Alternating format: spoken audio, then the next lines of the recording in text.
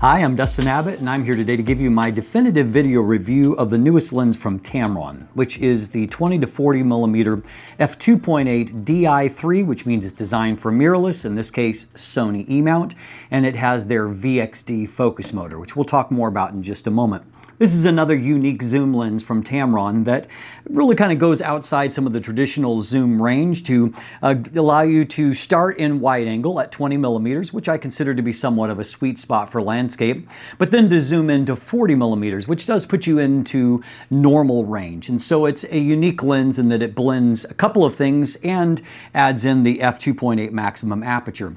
It's also a more upscale design from the very popular 17 to 28mm f2.8, a wide-angle zoom from Tamron, but has a similarly high level of optical performance, even besting it in some areas. It is smaller, lighter, and less expensive than basically all of the competing lenses in this class, has excellent autofocus, excellent optical performance, and a price tag of right under $700 US, making it a really strong value. In our definitive video review today, we'll break down whether or not it is a lens that you should consider by looking closely at the build quality, looking at the autofocus performance, and then looking at the optical performance. We'll jump into all of that right after a word from our sponsor. Today's episode is brought to you by Phantom Wallet, the minimalist modern wallet that is now even better with the new Phantom X that is crafted from aluminum right here in Canada. It is 22% smaller and 35% lighter, while still making it easy to access your cards and money when you need them, thanks to their unique fanning mechanism. You could even customize your wallet due to its modular design, with accessories like a money clip, cash holder, ID display, and even Chipolo and AirTag tracking integration. Visit store.phantomwallet.com to check out their unique sizes, styles, and finishes that span from aluminum to wood to carbon fiber, and use code DUSTIN15 for 15% off when you're ready to check out. Now, as far as the build quality, this inherits the newer design language that we started to see with some of the G2 lenses from Tamron back in 2021. That includes a new upscale finish that just feels better in the hand, a more sculpted design rather than the straighter design language we had before. This is a lens that just feels more premium by nature, and so it has that design language, but it does have less overall features than what we've seen in some of Tamron's newest lenses.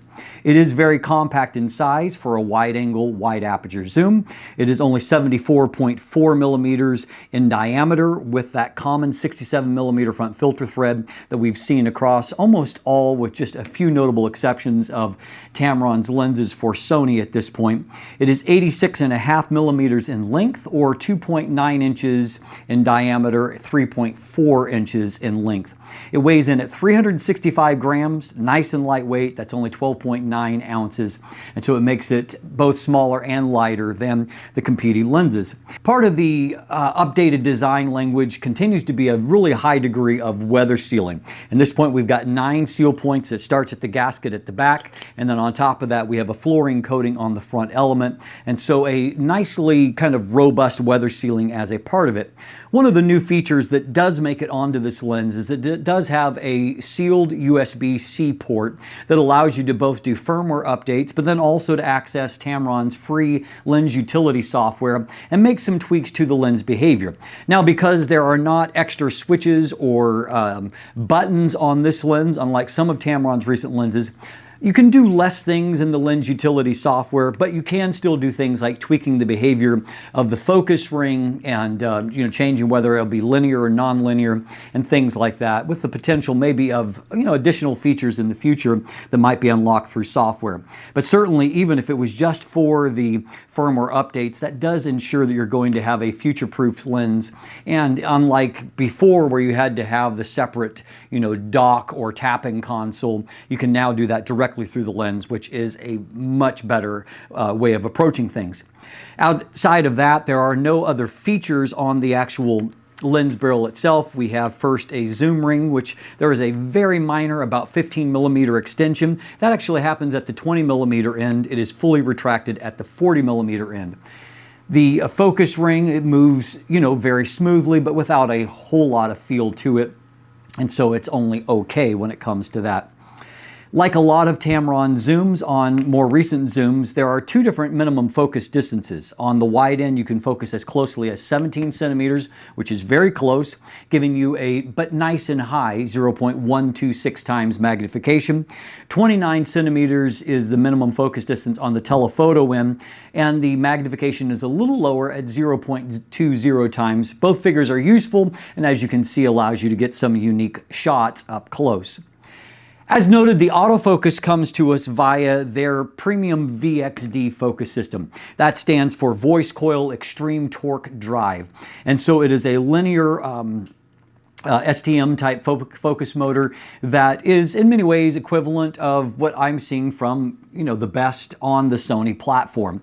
And in this case, because this isn't a particularly difficult lens to drive in terms of maximum aperture and focal length, it means that you're able to get basically flawless autofocus performance. It is very fast. It is completely silent in operation. When I do things like focus pulls or the hand and transitioning to my eyes, it's very smooth in those transitions with no noise, no drama associated with it.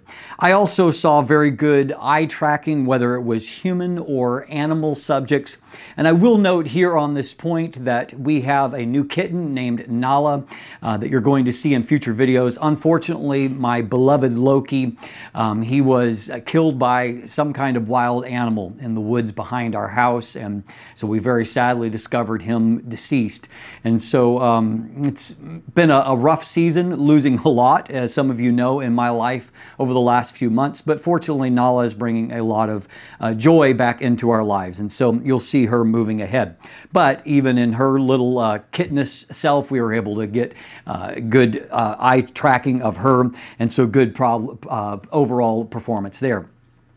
Now, it also is a lens that could be unique and useful for vlogging, and here's why. It has the potential to be an attractive option for vlogging due to that obviously great zoom ratio, and then also the fact that you have good eye tracking, and at 20 millimeters, where I'm shooting right now, a really great focal length for doing that kind of work. So overall, autofocus was excellent, no complaints at all when it comes to that. So finally, let's talk about the image quality. We can see from the MTF charts here that we have a very, very sharp center of the frame, even at f2.8, and particularly on the 20 millimeter end with just a little bit of drop on the 40 millimeter end, mid-frame very strong, and then just a little bit of a fading towards the corners.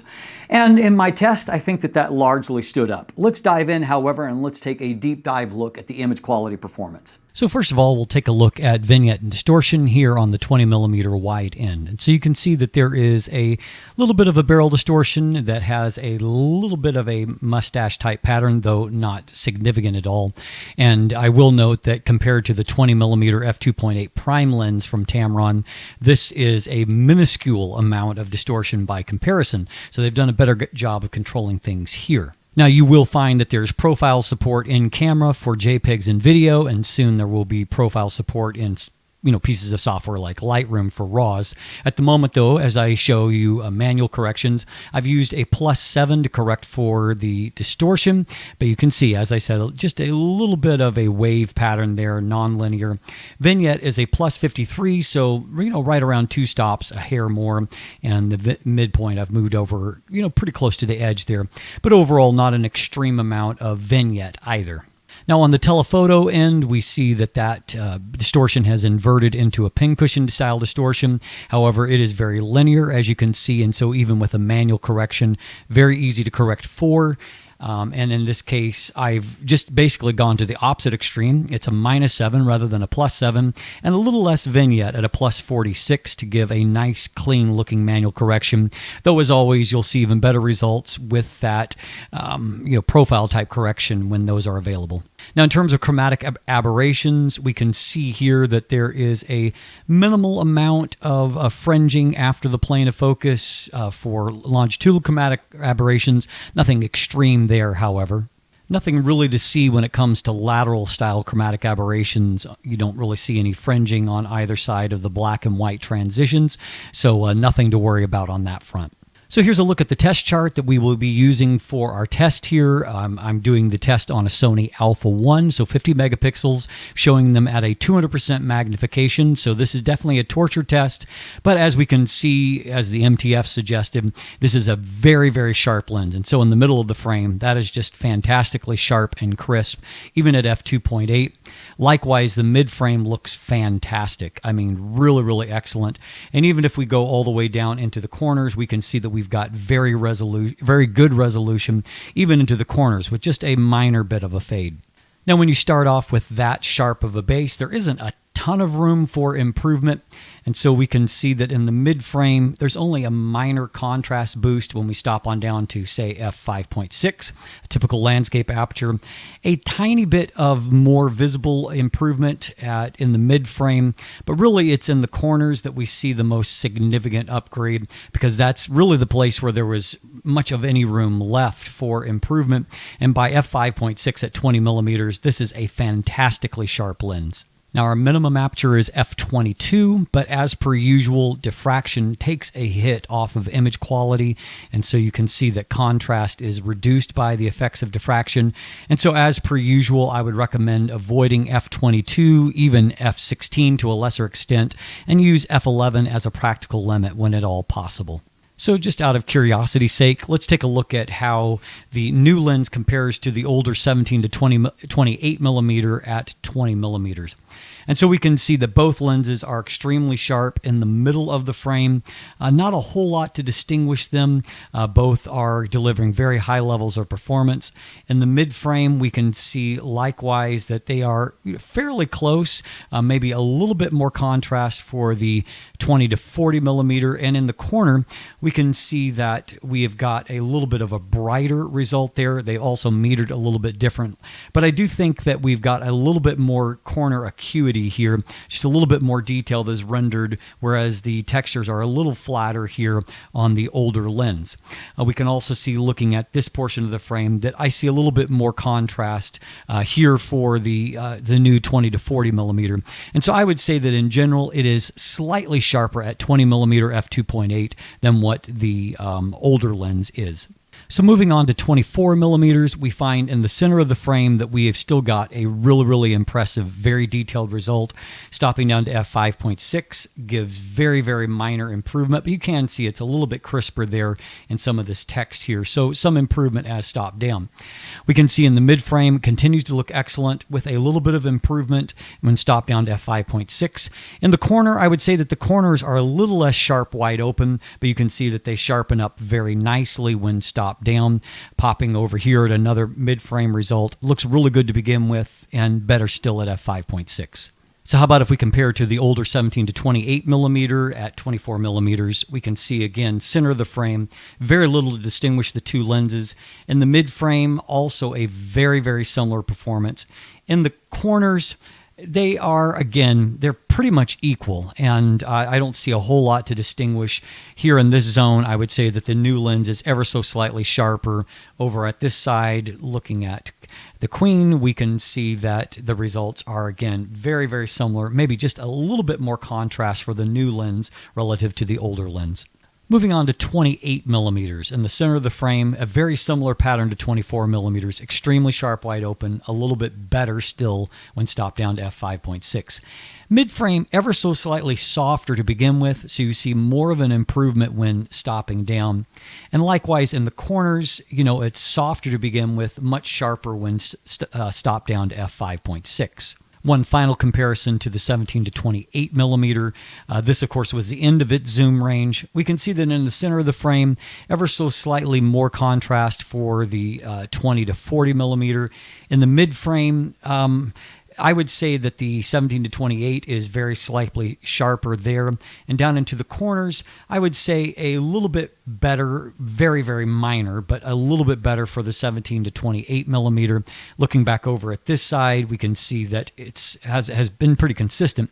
There's definitely more contrast on this left side for the new 20 to 40 millimeter than the older lens. And over on this side, the same is true, just a little bit more consistently sharp. And if we look up in this zone, a pretty obvious advantage for the 20-40mm. So obviously some give and take throughout the image circle, but I would say that taken as a whole, I would favor very slightly the performance from the 20-40mm over the shared range. So if we move on to the end of the zoom range at f40mm, center of the frame, it's a little bit softer than what we have seen. Achieves excellent results when stopped down to f5.6. Mid frame, similarly, there is f2.8 is pretty good, but f5.6 is awesome. And softer corners at 40mm that do improve, but not to the same levels of excellence at f5.6 that we saw before. Again, mid frame here, it looks good. At f2.8, it looks exceptionally good at f5.6 down in this corner. Again, a fairly good result at f2.8, but really good at f5.6. And so takeaway is that at your typical landscape apertures, this lens is extremely sharp across the zoom range, but there is some variance in its wide open performance. Now, as noted, you get your highest level of magnification at the 20mm end, and so in the, where things are in focus, it's a very crisp performance, great detail. There's a lot of information there, but you have to get so close that you do end up with some field curvature, and so there is kind of a sweet spot of performance. I found real-world results showed, great detail up close to this leaf. Even with it being backlit, you can see there's just fabulous detail up close there. We can also see in this shot on the wide end, just really great detail and contrast. Makes for a very interesting, pseudo macro type result there. Now on the 40mm end, you don't get quite as high a magnification as discussed, and because it's not quite as sharp, the detail and contrast isn't quite as good. Your trade-off, however, is you get a much flatter plane of focus, and as a byproduct, you can really get some interesting results here at 40mm. You can see, good detail on the subject, not quite as high a contrast, but still looks good, and then you get a nicely blurred out background.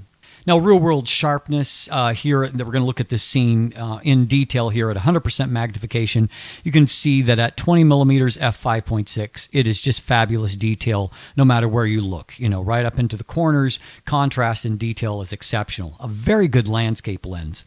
At 40mm f5.6, center performance is also excellent, as we could see. And as we pan over, we can see that the corners aren't quite as crisp. However, the sides of the frame still look very good, great detail there. And so again, when you stop down to f5.6, it's a very good result, just not as good as the 20mm end. Tamron does a great job with color, and of course autumn is a beautiful time for color around here, but you can see from these images that I was able to capture really beautiful colors, really nice detail from the lens, and whether it's these young ladies standing here out in the autumn scene, but just beautiful color rendition, good detail all around.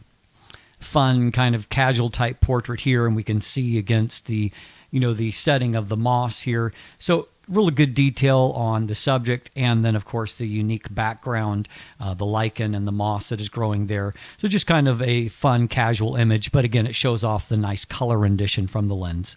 Now, flare resistance is a slight mixed bag. It's good overall, but what I found is that in large apertures, the lens is really quite flare resistant. Here, very bright sun, obviously, but you can see very little ghosting artifacts. When you stop down to smaller apertures, it's not bad if you're squeezing the sun through something like this, and so you're getting the sunburst effect. But if I moved full on into the sun at f11, you can see a much more distracting ghosting pattern there. Finally, a look at coma, which is a really good strength for this lens. You can see in the center of the frame that we have got really crisp star points, great detail there. But as we move off towards the side, there is very little coma to see, tiny bits there, but overall that's still very crisp and detailed. And of course, the lens does not have exceptionally bad vignette, which also helps for shooting the night sky. As a byproduct, I think that this is a very compelling option for astro work. So in conclusion, we can see that there really are relatively few flaws with this lens. It is a high-performing lens at a great price and at a nice compact size. I think it is an intriguing alternative to the 17 to 28 millimeter. It is a competing lens, obviously, but it's also in some ways a complementary lens for those that don't need to go quite as wide but would also like to be able to reach a little bit further on the telephoto end. I think it's going to be an interesting option. Not everyone needs to go extremely wide in their photography, so this allows you to go considerably wider than, say, a 24 to 70 or 24 to 105 millimeter type zoom, but also gives you the flexibility of moving into that 40 millimeter point at a maximum aperture of f2.8. I also note that this lens covers all three of the focal lengths and aperture values that are offered in Tamron's prime lenses on Sony at this point. So you get 20 millimeter, 24 millimeter, and 35 millimeter all covered here. And while it doesn't have as high of magnification, I would say that optically it's very, very close to providing similar performance, and certainly on the 20 millimeter end with far less distortion and vignette than what we saw in that prime lens. And so that's another intriguing way to look at this lens, particularly when you consider that it's not a whole lot bigger than what any of those prime lenses are in just a solo lens. It is also a really intriguing astrophotography option, as we saw, for those that are into that. This is one of the better zoom lenses in particular that I have seen for using for astro. So at the end of the day, I think it's going to be another intriguing lens because it comes at a very compelling price point, but it has a nicer build than either the Tamron 17 to 28 millimeter or the Sigma 16 to 28 millimeter, which are probably the closest competing lenses in terms of price and performance. And so it is a unique and interesting option, and certainly if you don't need to go as wide, the Tamron 20 to 40 millimeter VXD could be a very compelling option for you. I'm Dustin Abbott, and if you look in the description down below, you can find linkage to my full text review, also to my image gallery, to buying links there if you'd like to purchase one for yourself. And beyond that, there's linkage to follow myself or Craig on social media, to become a patron, get channel merchandise, and of course, if you haven't already, please click that subscribe button right here on YouTube. Thanks for watching, have a great day, and let the light in.